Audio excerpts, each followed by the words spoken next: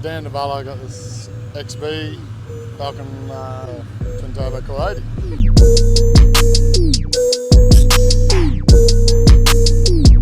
Done to the engine.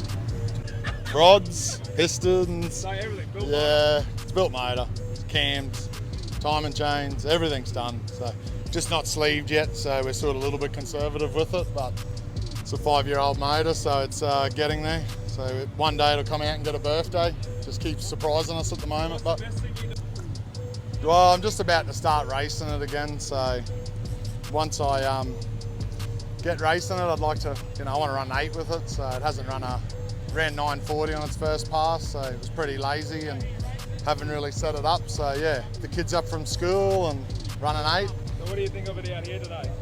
It's love and life.